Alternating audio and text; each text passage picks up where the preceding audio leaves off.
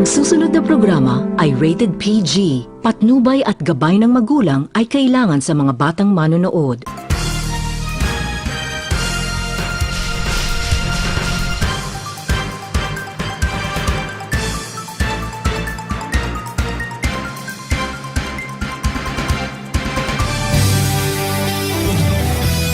Sir Jen, magandang gabi. Ito ang Opinyon. Makakasama nyo kami live sa loob po ng 30 minuto. Pag-uusapan na mamainit na issue. Mapalokal man, national o international. Para sa ating headlines sa balita lokal, epekto ng climate change sa Pilipinas, tinalakay sa konseho. BFP nagsagawa ng bloodletting activity sa Jensen. Sa balita national, panukala magbibigay ng libreng tuition sa state colleges and universities pasado na sa Senado.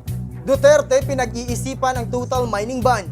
At para sa ating balitang international, korte papalayay ng ex-Egyptian President Mubarak. Dalawang opisyal ng UN dinukot. Yes, good evening, Kabrigada Good evening, Angelos. How was the feeling na nagronda ulit kanina? Great. Every day may natututunan at well, we hope to improve every day. Yes, so medyo marami-rami tayong exposure ngayon, Kabrigada Angelos. And Yan for yan. our first topic, balitang lokal, epekto ng climate change ay mainit to na tinalakay sa konseho kanina, Kabrigada Angelos.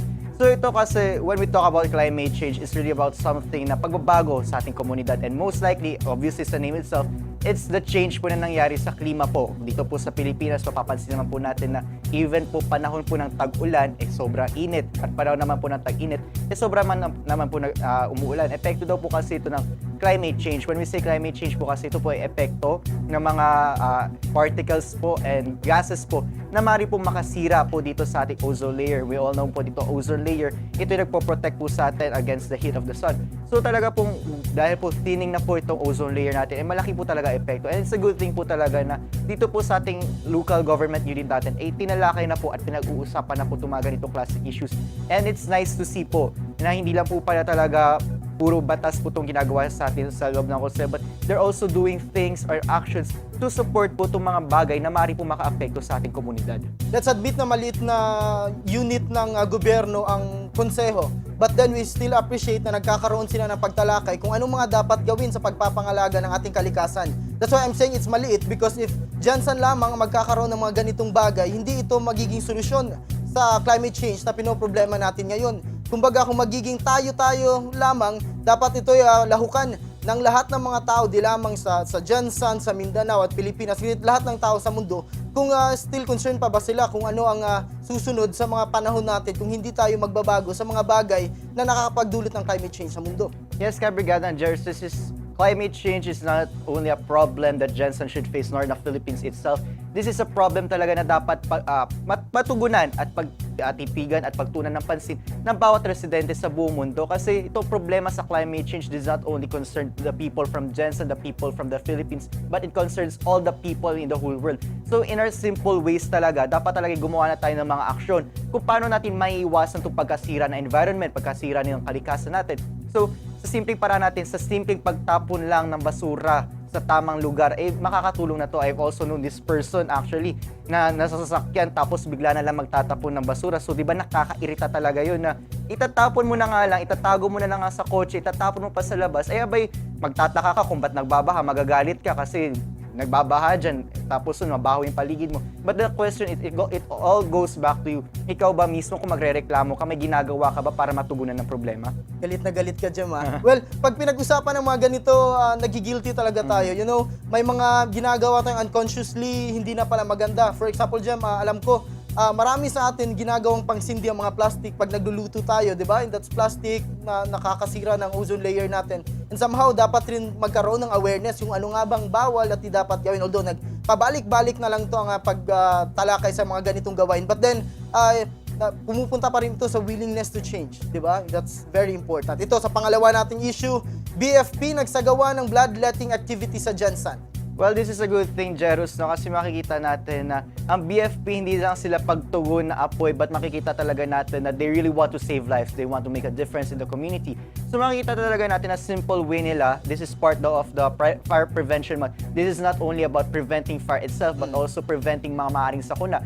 And the thing is, at least kumukuha sila, tumutulong sila sa publiko, kumukuha sila ng dugo to help the public talaga if ever there are times na pangangailangan. At least may makukuha talaga ang public. And this is a good thing talaga sa ating BFP kasi they find ways to reach out to other people. They find ways talaga na makatulong at makagawa ng pagbabago dito sa syudad at sa buong Pilipinas. So I could still remember online may mga iba tayong mga friends online na nananawagan ng sino nga may kakilalang ganito ang blood type, ganito, ganyan, because somehow kailangan talaga magkaroon ng imbak na dugo sa Red Cross natin sa lungsod. That's why kung may mga mangangailangan, madali lamang makakita kung sino ang nangangailangan, hindi na kailangan pumunta pa dito at somehow to post. This is a very good initiative from Bureau of Fire Protection at Red Cross natin dito, Jeff. Yes, Jerris, and I also remember there was a time din sa mga Facebook, nakikita natin whoever knows this person na willing mag-donate ng dugo.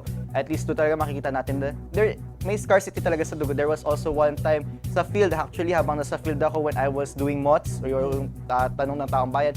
And then there was a time na may girl na lumapit if I was willing to donate blood. So makita talaga natin that there's scarcity sa blood. The last time then when I've covered a bloodletting program dito sa isang mall dito sa lungsod na pinangunahan ng ating LGU, makikita talaga natin na sabi po ng head po na Red Cross Sergeant po na may kakulangan talaga ng dugo. This is a sad thing kasi parang naging problema talaga ang pagkuha ng dugo, which is talagang sinabi nila when you donate blood, you can save lives. You know, naiisip ko may mga blood type na mahirap hanapin, di ba, Jem? Somehow, may mga nananawagan online, but then pwede rin nating gamitin ang social media sa paggawa ng mga groups, groups sa Facebook. Somehow, magkakaroon ng group for type B blood type, and magiging friends sila with that group. And somehow, kung may mga kailangan, isang post lamang doon, siguro somehow, may mga tutugon sa mga blood type na kinakailangan ng sino man. Yes, Jerison, I think that's a good idea. Ikaw ba, Jerison, ang blood type mo? B. Oh, B. So, well, talaga lalo na yung mga ganyan blood type, medyo makahirap maghanap. So, maganda talaga yung tulad to na yung sinabi ni Jairus kanina that there should be pages talaga para talagang may accessibility na. Usually kasi marami mga nagdodonate ng dugo pero let's say blood types AB, medyo mahirap talaga makahanap ito.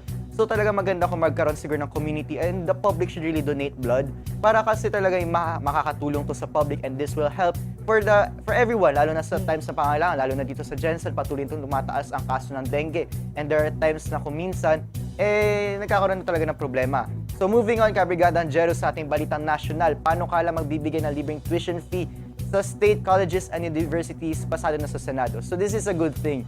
This was, I recall, parang pinangunahan ni Senator Bamakino. So this is a good thing kasi makikita talaga natin, although ngayon kasi sa state universities, minimal lang naman ang bayad, but at least ngayon mapuprove na talaga natin na zero ang babayaran nila. Tulad dito sa Jensen, ang nag-iisang state university natin is Mindanao State University and very known to. And I know dito kasi sa Jensen, they're paying at least 50 pesos per unit. So kung titingnan natin siguro sa mga upper class na mga bata or youth or sa mga middle class, maliit lang na bagay ang 50 pesos. Pero kung titingnan talaga natin dito sa mga lower sector, pag 0 pesos lang talaga ang babayaran sa tuition fee, this will be of great help and big help sa ating mga students. Pinakamalaking hati sa budget ng Pilipinas ang edukasyon. But then, masasabi pa rin natin, somehow may mga masasabi tayong hindi sapat. That's why, upon approving this bill, magiging law ito. Somehow, it's like visiting kung kaya nga ba ng Pilipinas ang pagkakaroon ng libreng tuition. I don't know how they would do it. But then, umaasa tayong magiging ganun na because kung may libreng edukasyon, maganda. But then, kung maalala natin, may somehow, remember the pension hike issues na nagkaroon ng pag-increase but then magkakaroon din ng koleksyon. Somehow, ito ang sana'y hindi mangyari ang pagkakaroon ng libre but then may paniningil. It's somehow the tax is paniningil na but then that's a part of us giving our contribution to the country. But then somehow, dapat magkaroon tayo ng libreng edukasyon na libre nga talaga.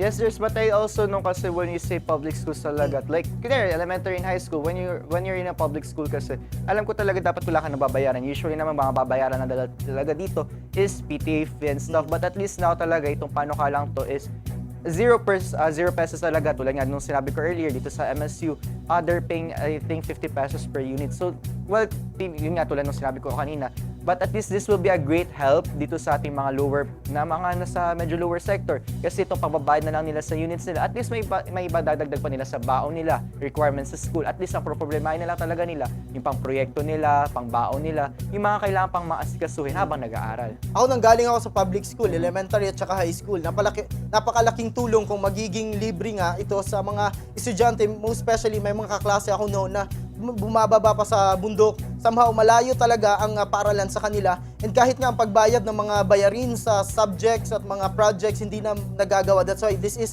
a very big help kung sakaling mapapatupad at magiging totally free ang public schools. And yes, Jerusalem, when we also talk about hindi naman porket free talaga, baka isipin na, porket libre to, pangit ang quality in education dito. I graduated from State University here in Jensen, MSU. I'm a graduate of MSU High School, MSU CETD. And I got to say talaga that students dito are known to be very intelligent.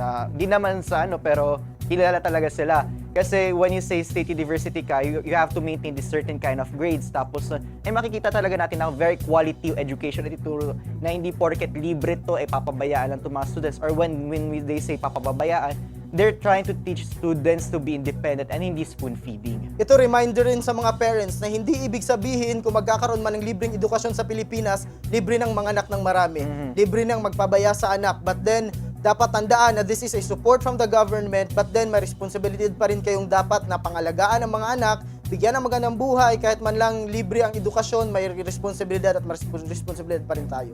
Yes, Jairus, and I would also remember that education should be a right, not a privilege. And with that, let's go to our next topic. Yon, so si Duterte pinag-iisipan ang total mining ban. I got to say talaga, kung ako tatanungin, hindi na dapat pag-isipan to, dapat talaga sabihin na mabuti na gawin na tong mining ban na to. Kasi kanina rin actually, Jairus, sa session, this was something na talaga sinuportahan ng mga konsehal natin. Kasi dito sa topic nga kanina sa climate change na ibinigay ni Councilor Bagono, they also showed support kay Gina Lopez. And I got to say talaga, hinahangaan ko si Gina Lopez for her guts talaga. Out of yung mga dating naging past acting secretaries ng DNR, she was the one who had the courage and guts talaga na ipaglaban kung ano yung karapatan niya. Kasi personally talaga itong mining, kung hindi talaga ito nahanda ng maayos, it won't be beneficial. This will only destroy the government and most likely magiging epekto lang nito, either go for bankruptcy or baka talaga magiging break-even lang. So the thing with mining, wala talaga ito mabuting na idudulot. So talaga dapat suportahan to. And we should stop this kind of acts kasi you're not only destroying the environment but you're destroying the country itself. Kung mangyayari man, ito ay isang malaking hakbang because it's a national initiative. But then for me, it's crucial because ang transition ng wala ng mga mining sites sa Pilipinas, meron din tayong dapat i-consider about mga workers na nasa minahan. I know, pag ma-stop ito, it's safety for everyone. Safety for the residents na nasa lugar, safety for the world kung magkakaroon man ng maltreatment towards anong tinatrabaho nila. But then the transition of sino nga bang mawawalan ng trabaho? I know may mawawalan ng trabaho at kahit sabihin na natin hindi maganda sa kalikasan, but then kung mawawala man somehow magkakaroon ng time na hindi rin ito magiging maganda sa pamilya ng mga mawawalan ng trabaho. That's why for me, somehow dapat connection to government offices na dapat may mga trabahong kalagyan kung sino man ang maaapektuhan. Yes, tama ka dyan, Jairus. Kasi nga, tulad nga na sinabi mo, magkakaroon talaga ito na apekto sa mga nagtatrabaho sa mining. But the thing is, pag nawala naman sila ng trabaho, at least we can assure their safeties. I would remember talaga, there were news before na nagkakaroon ng incidents, accidents here in mga mining grounds kung saan talagang delikado to. Tsaka you dig hundreds of feet under the ground just to find gold. I think it's really pointless kasi you're finding, mahal ang ginto, mahal ang ano nito. Pero kung titignan mo, itong mga minero ba, sila ba ang yumayaman? Di ba hindi? Ang yumayaman lang nito, yung mga kumpanya may hawak. Ito mga mining company. So if there will be a shutdown, yes, mawawalan sila ng trabaho. But believe me, there are thousands of jobs waiting for these people. Kung matatanggalan sila ng trabaho, dito nga lang, kunwari, dito lang sa Jensen for the month of last January and February, 4,000 were vacant jobs here in Jensen. So imagine mo siguro kung mawalan to ng trabaho itong mga taong to, there will be other man-forces or manpower agencies na nangangailangan ng mga ganitong klaseng tao with this kind of skills. That's why very important ang job placement, most especially sa mga katulad nilang papasok lang din sa mga trabahong kaya nila. That's why hindi natin ma-assure that somehow with the job openings makakapasok. That's why job placement for a specific person na maapektuhan kung sakaling magkakaroon nga ng total mining ban. Although kayong kabrigaders, alam naman natin na people, lalo na yung mga mining industries, they're judging and talagang binabati ko sila, si Gina Lopez. But we got to say talaga, we should commend her for her guts kasi hindi lang mga maliliit na mga mining companies ang tinitira niya dito, kundi malalaki. Although si President Duterte was really clear na he's against illegal mining. I mean, for the word itself, illegal, and President Duterte is known for being an advocate of things for things na illegal talaga. So talagang when we stop this illegal mining, hopefully magtuloy-tuloy na to hanggang sa mining kasi at least we can find other jobs for these people and other things na pwedeng pagkakitaan na hindi nakakaapekto sa ating kalikasan. Isa pa sa magiging issue dito, may mga permits na approve and somehow may span ito of operation. That's why if magiging total ban for this day or tomorrow, kung puputulin at puputulin, may mga maapekto ang permit. Somehow magkakaroon tayo ng question kung ano nga ba ang purpose ng permit kung magkakaroon ng total mining ban at hindi ito tatapusin. Somehow may mga ganun ring issue dyan. And let's also say, kabrigadangers, na si Miss Gina Lopez is a good example of someone who stands up for her principles, who stands up na it doesn't mean that ganito ka or ganyan, that you should go with the flow. It doesn't mean that you're in this kind of position na magpapadala ka na lang kung ano ang trend ngayon. Only dead fish go with the flow. So it's time that people become more like Gina Lopez, who stands up with their principle at kung ano yung pinaniniwalaan nilang tama. Let's just see because I would still believe na magiging for good ito. Jam? Yes, for our next is Balita International. Korte papalayain na ex-Egyptian President Mubarak. So, ang naging kaso nito, kabrigadangers, was he was allegedly na may kaso daw to ng pagpatay ng mga protesters. So, makita talaga natin na ito talaga very powerful. But the thing is, siguro kaya siya pinalaya kasi yung court talaga nila nag-decide na palayain na siya and he was not found guilty of the said allegation. But the thing is, the fact na may allegation na ganito is, I don't know, maybe something fishy na talagang dapat pag-aralan pang mabuti. Reminding us about martial law sa Philippines, but then kung maiisip natin, ang Pangulo nagkakaroon ng somehow decision or the objectives and command sa mga galamay nito. But then, ang mga galamay, meron ding sariling desisyon. That's how, somehow, masasabi natin, may ilan tayong mga Pangulong bumagsak, hindi dahil sa mga kagagawan niya, but then kagagawan ng mga nasa ibaba niya. But then, I'm not telling this is right or wrong. I'm just telling na somehow crucial talaga ang pagiging leader because you know na nagkakaroon ka ng maraming tao at kailangan mo itong pagalawin ng mabuti nang hindi mo rin nakokontrol at somehow good give and take with the leadership ng government at saka ng mga mamayanan na pinapamunuan mo. Yes, Jerson, it's not easy to be a leader kasi tulad nito, he was being alleged or may mga allegation laban sa kanya that he killed yung mga nagpo-protesta. So makita talaga natin itong mga aktivista na medyo crucial din ang life nila. I would also, kahit dito na lang sa Jensen, may marami nagpo-protesta dyan. Eh, hindi natin alam na habang nagpo-protesta sila, there are warrants of arrest against them. May mga death threat na siguro to. So the thing is, siguro kung magpo-protesta ka, dapat talaga may substance yung pinaglalaban mo. Kasi tulad nga ng sinabi dito, maaaring humantong sa pagkapatay ng buhay mo. That's why leaders in the history, wala na naman ding leader na bumabang walang issue, leader na bumaba sa pwestong naging okay lahat. Because as the history, di ba, nakikita natin kahit saan bansa, kahit gaano kabuting presidente ng pag-upo, bababa at bababa yung may masasabi ang mga tao. That's why. Yes, Jerry, makikita din pala natin na the allegations against this president was corruption. So, medyo mabigat talaga to na bintang sa kanya. So, I don't know kung napikon ba to or something kaya niya napatay to or, well, proven sa court naman na hindi niya daw talaga pinatay. So, you know what politics is, diba? When you have the money, when you have the power, you can do anything talaga. So, at least, hopefully, pagpapalaya niya sa kanya dito, ay mapatunayan talaga na innocent siya at walang kinalaman dito sa pagpatay sa mga protesters na ito. But let's just hope na makamit din ng mga namatay ang hustisya para sa kanila. Ito pa, dalawang opisyal ng UN dinukot. This is something na very sad, Jairus, kasi I read online the reports na parang wala pa daw talaga ideya kung sino ang may dumukot dito. Pero the thing is, these were from UN na represent na these are American and Swedish citizens. So they were, dinukot sila sa Congo. This is part of Africa. So makikita natin na, I don't know, parang minsan talaga when you're in the position, delikado talaga ang buhay mo. Every time na nag-e-end tayo sa program, mga ganitong topic ang natatalakay, bombing, kidnap, at somehow, masasabi natin napaka-importante again and again ang pag-iintindihan. We know we have a lot of principles and diverse masyado. That's why nagkakaroon ng clash about ideas at humahantong sa mga ganito. We still don't know the demands of sinong mga kumidnap, but then we still hope na magkakaroon ng pagkakaayos-ayos sa UN at mga grupong tumutulig sa UN. And minsan, Jers, mas nakakatakot pag walang grupo na umaangkin kasi we don't know kung, at least siguro kung may, kunyari, ganito situation, may umangkin na grupo, alam mo siguro kung anong pinaglalaban nila, kung anong gusto nilang hingin. Pero sa situation na to, ay wala talaga umaangkin.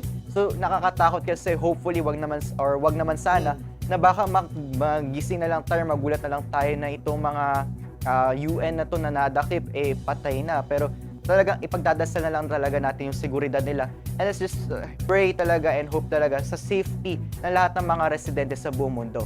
Yes, I'm going na last na natin. So, so ito yung mga opinion lamang sa mga isyong kailangan bigyan ng pansin. Mga pangyayaring di dapat baliwalain at kailangan tayong makibahagi. Ito ang opinyon.